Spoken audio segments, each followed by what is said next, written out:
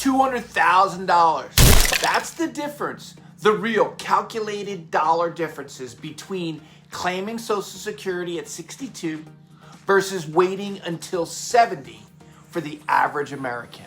$200,000. And most people spend less time making this decision than they spend picking a streaming service. I was a licensed Wall Street stockbroker. I sat across from clients like you, real clients, wealthy clients, and I watched two completely different conversations happen about Social Security depending on who was in the chair. The wealthy clients got a strategy. The average client got a brochure. Today, I'm showing you what was actually in those strategy conversations, the break-even math, the bridge strategy, the spousal angle most couples completely ignore, and the tax trap called the tax torpedo that nobody warned you about until it's too late. This is a $200,000 decision. Let's treat it like one. Here's your first fact, and look at this right now. Social Security pays you 8% more for every year you delay claiming up to age 70. That's not a rumor, that's a guarantee. It's Title I of the Social Security Act. 8% per year compounded, locked in for the rest of your life.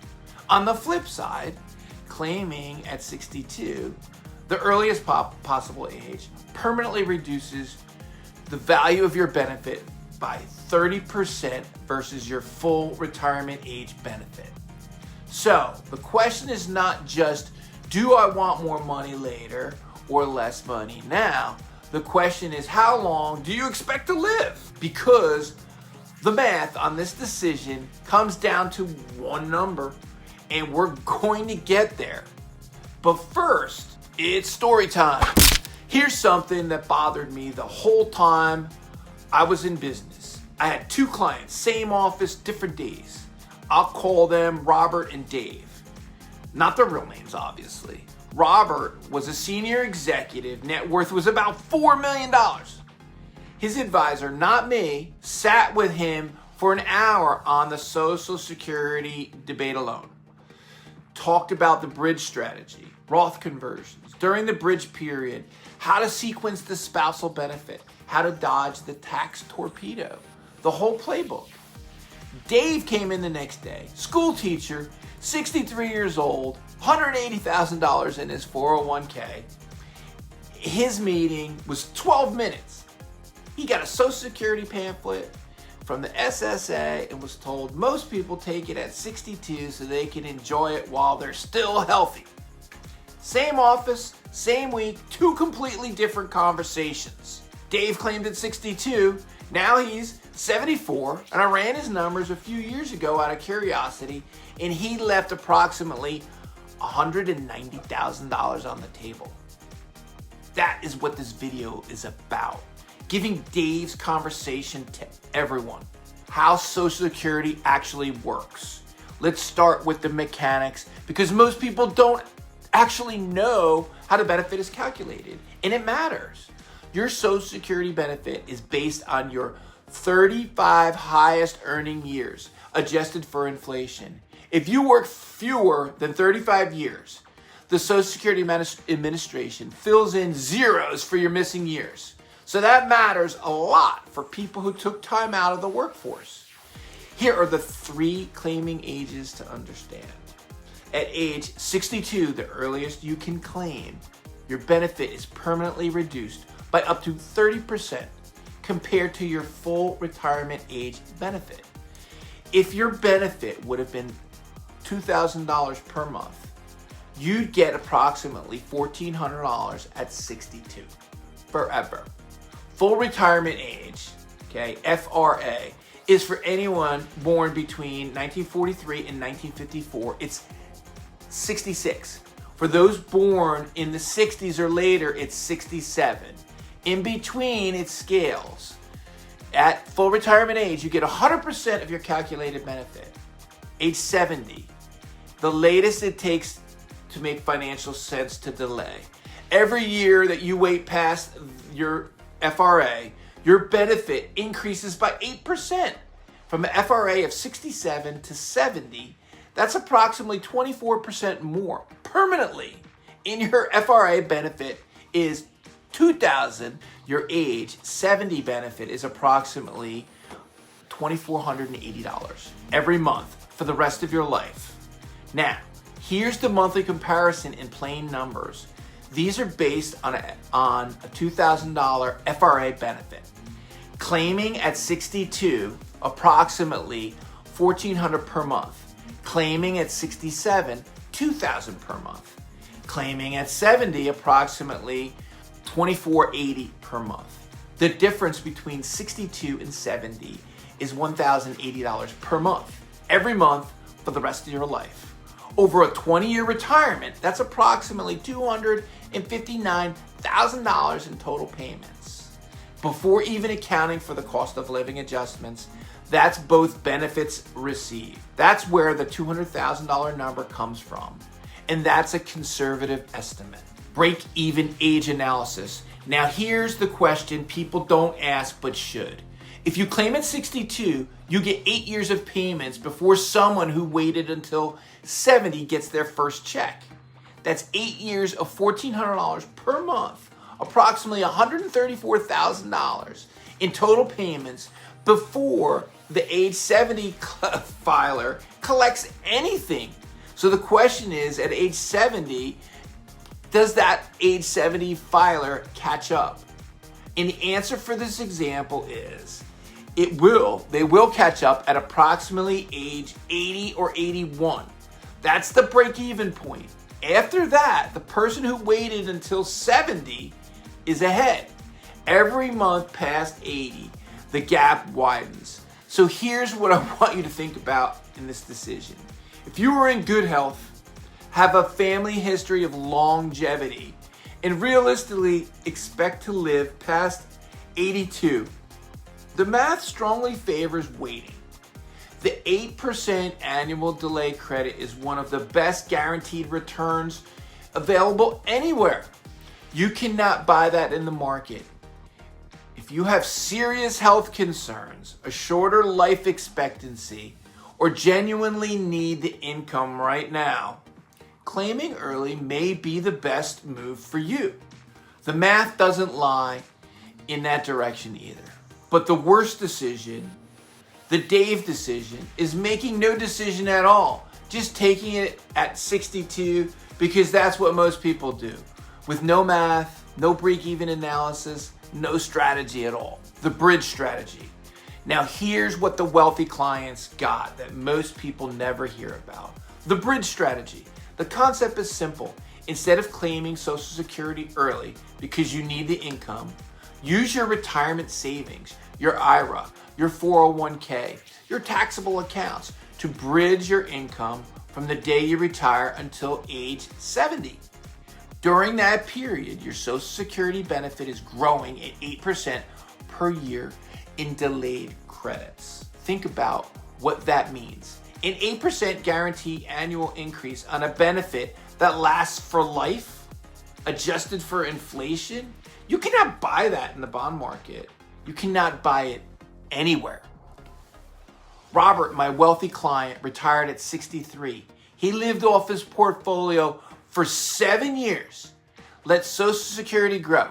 By the time he claimed at 70, his benefit was 56% higher than it would have been at age 62. And it's inflation adjusted for the rest of his life and his wife's life after him. Now, I know what you're thinking. Rich, I don't have enough saved to do that. Fair? That's fair. The bridge strategy requires having enough retirement assets to draw during the bridge period. But here's what I want you to take away. Even a partial bridge matters. Delaying from 62 to 65 instead of going all the way to 70 still gets you a meaningful higher benefit for life. Every year of delay between 62 and 70 adds to your monthly income permanently. Spousal benefit strategies. If you're married, listen carefully to this section because most couples leave serious money on the table by not coordinating their claiming strategies. Here's how spousal benefits work. A non-working spouse or a low-earning spouse can claim a benefit worth up to 50% of the higher-earning spouse's full retirement age benefit. Not the higher earner's actual claim benefit, the FRA benefit. There's a difference. So if the higher earner's FRA benefit is $3,000 per month, the spousal benefit can be up to $1,500 per month, regardless of what the lower earner's own record shows. Now, here's the strategy that most couples miss. The optimal play in most cases is the lower earner claims early at age 62 or FRA to bring income into the household. The higher earner delays until 70 to maximize the lifetime benefit, because when the higher earner dies, the surviving spouse keeps the higher of the two benefits. That means maximizing the higher earner's benefit protects the surviving spouse for potentially decades. This is a coordinated claiming strategy that can add $50,000 to $80,000 or more to your household's lifetime Social Security income, compared to both claiming at 62.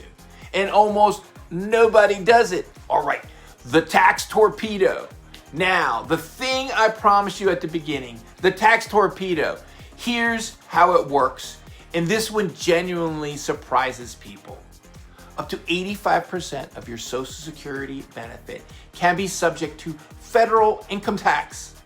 Not all of it, not none of it. Up to 85% depending on your combined income. The IRS uses something called combined income, which is your adjusted gross income plus any tax-exempt interest, plus half your Social Security benefit. If that combined income exceeds $34,000 for a single filer or $44,000 for a married couple filing jointly, 85% of your Social Security is taxable. Now here's where the torpedo fires. Required minimum distributions. If you've been contributing to a traditional IRA or traditional 401k for decades, which most people have, the IRS requires you to start taking withdrawals at age 73. Those RMDs count as income, and when your RMDs push your combined income over the threshold, your Social Security suddenly becomes 85% taxable. The result, retirees who thought they had comfortable income find themselves in a higher tax bracket than they thought they were when they were in their working years. That's the torpedo. And it hits quietly. Like all torpedoes hit. You don't know they're coming. They just get you. The mitigation strategy, and this is what wealthy clients were told, is Roth conversions during the bridge period. Before the RMDs kick in, before Social Security starts, you convert traditional IRA funds to Roth IRA funds, pay the tax at the current rates, and reduce the future RMD balance that will eventually push you into the torpedo. We're gonna do a full dedicated video on the Roth conversions, but I want you to know this connection exists. Free moves to make this week with no exemptions. Move number 1, go to ssa.gov and create your My Social Security account if you haven't already. Pull your Social Security statement and look at your projected benefit at 62, at your FRA at 70. Those 3 numbers are the very foundation of every decision in this video. Without them, you're flying blind. Move 2, run your own break-even analysis. Take your age 70 monthly benefit minus your age 62 monthly benefit. And the difference is your monthly gain from waiting. Divide 8 years of early payments by that monthly gain. That gives you your break-even age in months. If you expect to live past that age, the math says wait. Write down that number. Move 3, if you're married, sit down with your spouse and talk to her or him. this week and map out both of your claiming ages together, not separately. Do it together. Coordinate the strategy between the lower earner and the higher earner. This is one of the highest return, lowest effort financial moves available for couples over 55. Don't make this decision in isolation. So the 3 moves, 1 spreadsheet, a potential $200,000 difference. That's a lot of money in retirement. All right, here's a couple questions from you. Ask me anything. Question 1, Rich, I'm 62 in decent health and I need money now. Should I still wait? All right, if you genuinely need the income, if waiting means going into debt or drawing down some savings at an unsustainable rate, then claiming makes sense. I mean, if you need the money, you need the money, right? Math favors waiting if you can, but math doesn't help you if you can't pay the rent. So do what you got to do. Run your break-even analysis. Make your decision. You know, if you can make it happen, wait. If you can't, take the money, whatever. Question 2, what if Social Security goes broke before I reach 70? This is what everybody talks about. Social Security Trust Fund has protected shortfall, but even under the most pessimistic SSA projections, the program would be able to pay out 77 cents on the dollar from payroll tax receipts indefinitely. The politically realistic scenario is adjustments, not elimination. I wouldn't base a claiming decision on the assumption that Social Security disappears. If you're in your 50s or 60s today, plan to receive something. Drop your questions in the comments. Every week I pick the best questions and I answer them. $200,000. That's where we started, and now you have the math behind it. The break-even analysis, the bridge strategy, the spousal coordination, and the tax torpedo that nobody warned you about.